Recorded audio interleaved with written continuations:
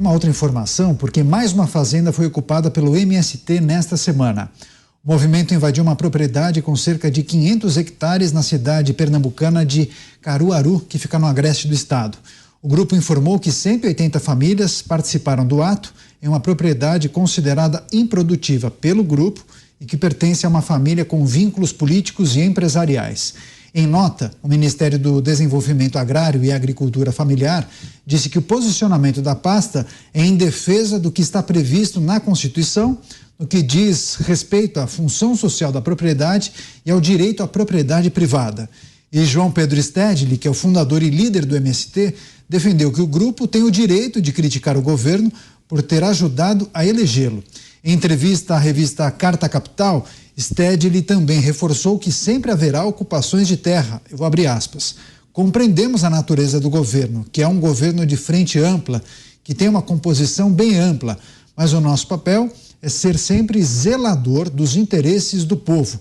Naquilo que o governo fica lerdo, medroso, não toma iniciativa, a nossa obrigação é criticar, eu fecho aspas. Vamos rodar com os nossos comentaristas. Vamos começar essa rodada de análises com o José Maria Trindade. Zé, por qual razão estamos nos deparando mais uma vez com uma onda de invasões? Faltas de medidas, a ausência do Estado, falta de medidas enérgicas acabam contribuindo para esse cenário? Pois é, o governo tem o MST como um apêndice que faz questão de esconder, essa é a realidade. O INCRA tem propriedades rurais que podem ser transformadas em assentamento, mas não é isso que eles querem. O MST quer traduzir uma ideia anticapitalista, o MST quer traduzir uma espécie de terrorismo no campo, o MST quer continuar invadindo. Eu recebi informação de que o INCRA tem uma quantidade ali próxima de 92 milhões de hectares de terra que o INCRA poderia fazer uma extinção do MST, dando terra para todos. Só que eles não querem terra. Para ter uma ideia de quanto isso é de terreno, toda a plantação de soja do Brasil tem 42 milhões de hectares e o INCRA tem 94 milhões de hectares de terra para a reforma agrária. E o que o MST está fazendo é uma tentativa de reaglutinação. Recentemente, eu tive uma conversa com a ex-ministra da Agricultura, Tereza Cristina, agora senadora. E ela me relatou lá a invasão do MST num terreno de família, que não tinha nenhum questionamento, que não tinha absolutamente nada de improdutivo, que não tinha nenhum tipo de instabilidade jurídica. E o que ela fez? Foi lá, chamou a polícia, pôs todo mundo para fora. E me falou, a Tereza Cristina, é uma senhora de coragem e muito respeitada aqui politicamente. Todos têm que fazer a mesma coisa. Invadiu, vai lá e chama a polícia, né? Vamos desocupar a propriedade. A polícia não foi, tem que ir no judiciário e processar a polícia que não foi atender. É assim que se faz. Esse tempo de fazendeiro acuado, esse tempo de produtor agropecuário com medo já passou. Nós estamos vivendo um novo tempo. Então, o conselho é esse: invadiu, chama a polícia e desocupa imediatamente e usa o conselho Pavinato de que eles devem responder por pelo menos 4 crimes. Pois é. A Tereza Cristina, ela é tão boa que, olha, ela sozinha, quando o Lula pegou o Ministério da Agricultura, que ela tocava sozinha, dividiu em 3. 3 homens não conseguem fazer 10% do que ela fazia. Inclusive, ela tem sido cogitada para disputar a presidência da República. Agora, Mota, curioso, porque essa notícia que nós trouxemos trata de uma invasão de terra no estado do Pernambuco. Mas teve uma outra invasão em um espaço de 24 horas no estado de Goiás, na cidade de Hidrolândia, salvo engano, mas teve uma manifestação do governador de Goiás, Ronaldo Caiado. Ele fez a seguinte postagem, Mota, dizendo que a invasão teria sido, entre aspas, autorizada pelo Instituto Nacional de Colonização e Reforma Agrária, o INCRA, e ele reforçou dizendo que o apoio dado pelo INCRA e pelo governo federal à ação do MST só contribui para promover a desordem.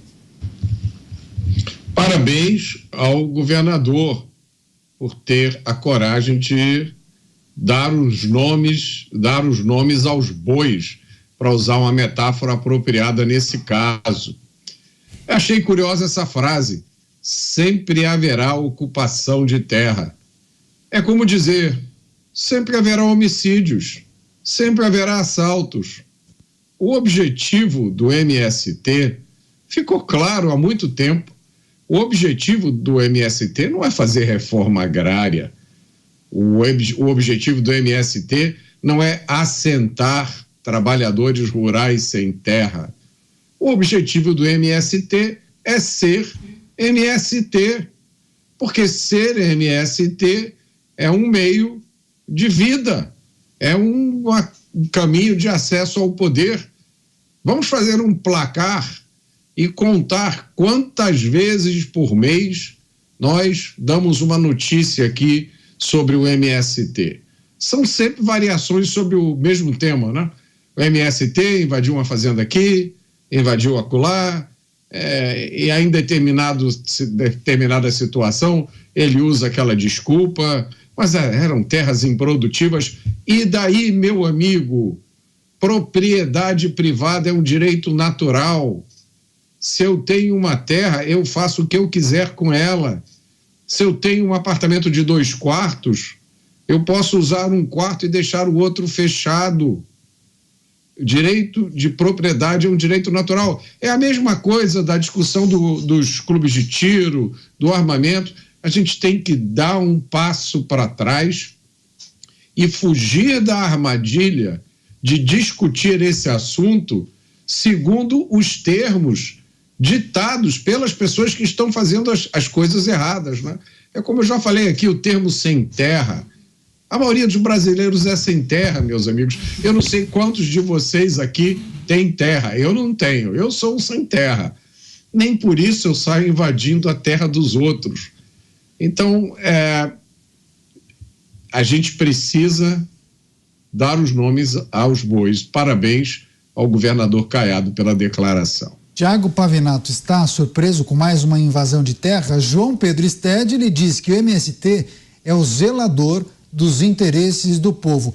Mas isso não seria usurpação de função pública? Quem é o zelador dos interesses do povo? Não é o Estado? Exatamente, é a administração pública. Agora, é engraçado, né, quando se fala em função social, porque o ministro do Desenvolvimento Agrário, que é responsável pelo INCRA, que deveria funcionar, mas não funciona, e que o Lula descobriu a função do INCRA no mês passado, quando falou, eu tive uma ideia, catalogar todas as terras produtivas. Quer dizer, o INCRA existe desde os anos da década de 1970, e ele não aprendeu até hoje. Ou ele se faz de bobo, ou ele tem déficit de conhecimento, e eu acho que ele não tem déficit de conhecimento. Então, bobo é quem acredita. Função social da propriedade. O ministro do Desenvolvimento Agrário, ele falou, deu uma ensaboada, né? Acho que nem a banheira do Gugu escorregava tanto como escorregou o ministro do Desenvolvimento Agrário, que é chefe do INCRA, né? Ao comentar essa invasão.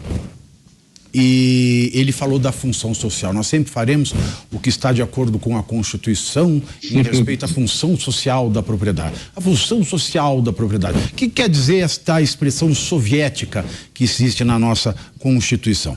Essa expressão soviética, função social, ela suscita dúvidas. E nós podemos pensar que a função social, ela tem um aspecto fundamental: estar ocupado. Fazendo o que não importa. Não importa. Por exemplo, se eu tenho um galpão e ele está cheio com toneladas de pasta base de cocaína, para a justiça ele está cumprindo a função social. Se a cocaína que lá dentro é pega sem um mandado judicial, eu não vou preso, e o imóvel também não roda, porque aquilo se desconsidera, é considerado prova ilícita. Eu acho que a cocaína é incinerada. Acho. Eu não tenho mais intenções. Mas cumpre a função social. Então, o sem terra não pode invadir ali porque está ocupado. Então, é bem chulo, bem elementar. Mas quando a gente pensa nisso de estar ocupado, senhores, eu penso no seguinte: existem dois tipos de patrimônio: patrimônio privado e o patrimônio público, a propriedade privada e a propriedade pública. A propriedade pública é tudo aquilo que, por ser público, é de todos, e porque é de todos, ao mesmo tempo não é de ninguém, e que é administrada por quem está no governo.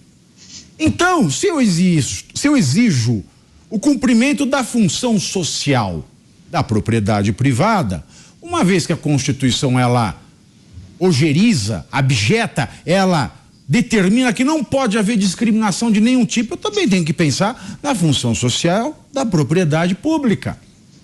Então, uma propriedade pública, para que ela atenda a sua função social, basta que ela esteja ocupada?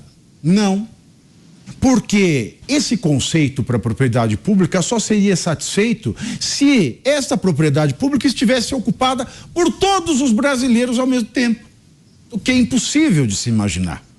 Logo, a função social da propriedade pública é aquilo que deve funcionar, estar ocupado e funcionar de maneira célere, eficiente, transparente, impessoal, moral e honestamente. Olha que bacana. E é para isso que se pagam impostos. E uma propriedade privada, senhores, paga impostos. Se ela paga impostos, portanto, ela cumpre a função social, afinal de contas, com os impostos.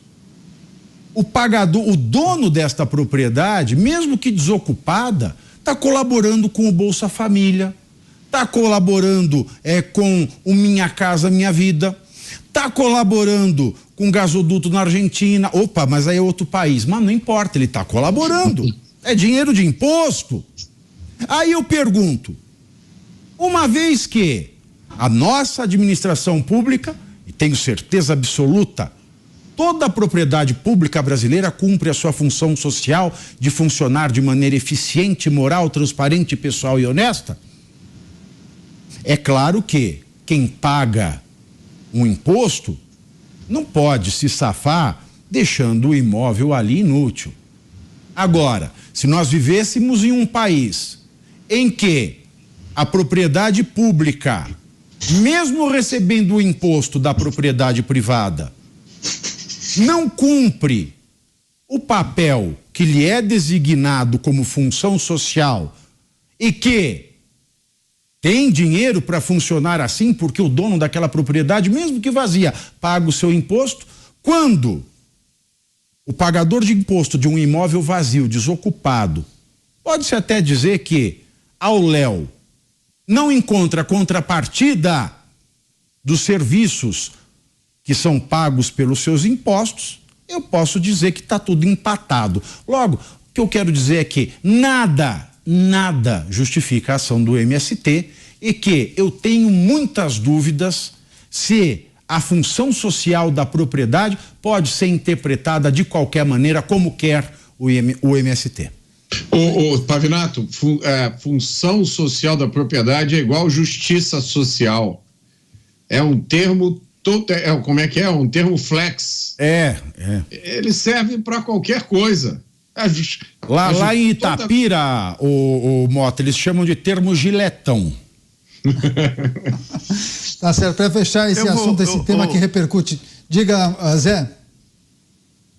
Eu vou só dar uma pala aqui do que aconteceu na Constituinte para que esse termo entrasse na Constituição. A Constituinte era dominada por um grupo de esquerda muito forte e que se achava dono da verdade. A propriedade rural seria uma espécie de concessão. Então ninguém teria direitos absolutos sobre uma fazenda, não seria um registro definitivo e não teria esse direito de propriedade assim. E aí chegou o Centrão, né, que naquela época não era um termo pejorativo, um grupo de deputados de centro, que chegaram à conclusão que o projeto Cabral, do relator, seria danoso para o país, em vários setores, mas principalmente na área agrária. Agora imaginem vocês, se a Constituinte de 88 tivesse determinado que a Constituição colocasse que uma fazenda uma propriedade rural seria apenas uma espécie de concessão, né? Você seria dono ali, gestor, mas o direito social da terra foi o grande debate desse artigo constitucional. E acabou ficando esse direito social num debate muito amplo, né? Tirando ali a possibilidade da propriedade rural não ter o registro, não ser uma propriedade privada como definiu a Constituição. Foi daí que se originou essa história. A esquerda entendeu que no futuro seria regulamentado esse direito difuso, né, que é cumprir a função social da terra, achou que regulamentaria no futuro, e o centro entendeu que barrou esse avanço da esquerda na Constituição. Então, senhores, poderia ficar muito pior. Só para fechar esse assunto, o Cristiano Beraldo, inclusive um internauta, escreveu aqui: o Brasil está difícil, o Estado cerceando direitos e não garantindo a segurança. Não poderei ter uma arma para proteger a terra que provavelmente será invadida.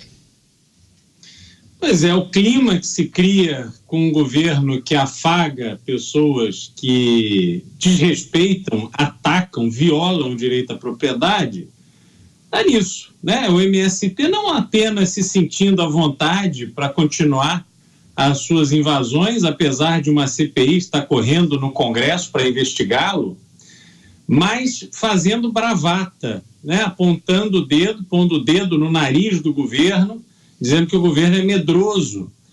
Quando a gente olha para o que acontece na CPI do MST, a gente vê que o MST já é uma organização muito avançada, que tem seus representantes no Congresso que atuam de forma descarada para protegê-lo. Eles estão bastante evoluídos do ponto de vista da penetração do funcionamento da máquina pública. Eles têm representantes no Congresso Nacional, certamente tem pessoas da sua relação própria no Judiciário, e assim vai, assim eles vão consolidando essa atuação criminosa que ataca esse alicerce fundamental da democracia, que é o direito à propriedade privada. E aí a gente entra nas discussões todas da questão das armas, do direito da pessoa defender a sua propriedade, mas para o governo este caos interessa porque esse caos mantém a direita acuada. O governo Lula olha para o agro como uma ameaça, como alguém que está ali para atrapalhar seus planos, e quanto mais acuado estiver, melhor. Quanto mais dependente do Estado tiver, melhor.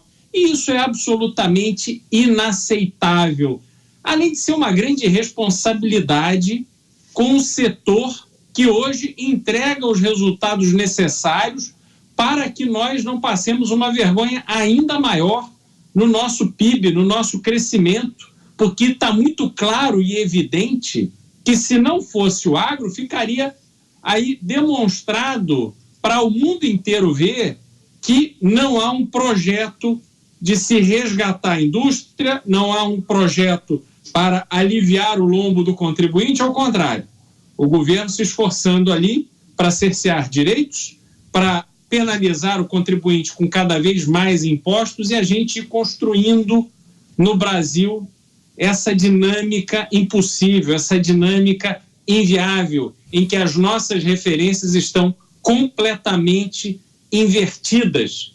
Vamos olhar para o horizonte e enxergar o quê? Vamos olhar para cima, para aquelas pessoas que deveriam servir de exemplo? E quais são os sinais que recebemos?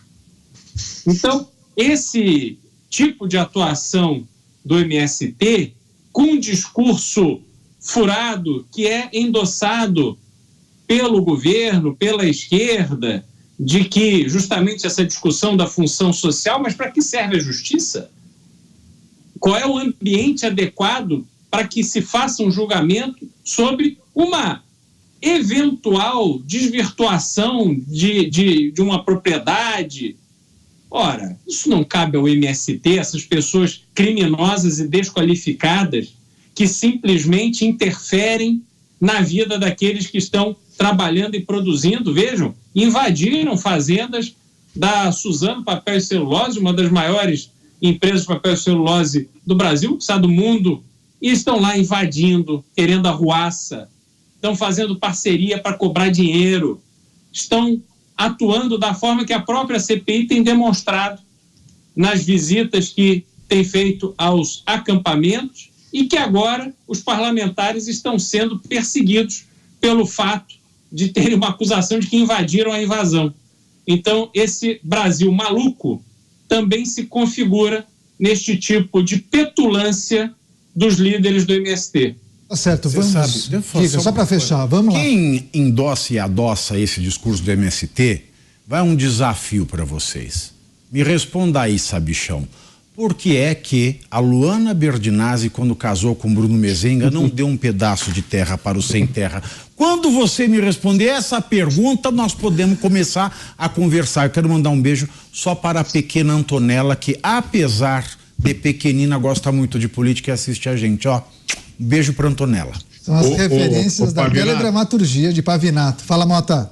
Então eu quero fazer uma pergunta também. Eu quero saber por que os partidos, por que os políticos comunistas e socialistas não doam 80% do que eles ganham para os pobres. Ué, não é para diminuir a desigualdade, dividir a riqueza, e eles não dividem? E só um comentário no que o Beraldo falou, essa história de manter as pessoas reféns, Beraldo, eu acho que isso é uma das principais armas da esquerda, não tenho dúvida nenhuma disso, mas eu acho que a esquerda é a ponta de lança. E aí, por trás, tem o que o Pavinato chamou do sistema, né? O brasileiro, ele é refém o tempo inteiro. Nada do que você tem é seu. Se você parar de pagar o IPTU, você perde a sua casa. Se você parar de pagar o IPVA, você perde o seu automóvel. Se você não perder um monte de horas do seu ano para fazer aquela complicada declaração do imposto de renda, você entra numa fria sem tamanho. Aí tem essa história da função da propriedade. Tem as regulamentações que a gente discute aqui todo dia, complicadíssimas. Você nunca sabe. Se você tem um botequim no Brasil, você nunca sabe se você vai receber a visita de um fiscal e vai te dizer, olha, aquele regulamento número 5.789 que obriga você... Saiu aqui no Rio de Janeiro, semana passada, a obrigação de colocar uma nova placa comunicando que as coisas que você soltam caem para o chão por causa da lei da gravidade. Tem inúmeras regulamentações. A lei do mesmo no elevador. A lei do mesmo. Você já encontrou o mesmo lá dentro? Aquela história agora, se eu não me engano, né, agora no Rio é proibido você dizer que um elevador é de serviço e outro é social. Você não pode mais falar isso. Porque, gente, o negócio de muita gente no Brasil é fazer de nós reféns, pagadores de impostos, e a cada 2 anos ir lá dar o nosso votinho. No resto do tempo, nós somos reféns.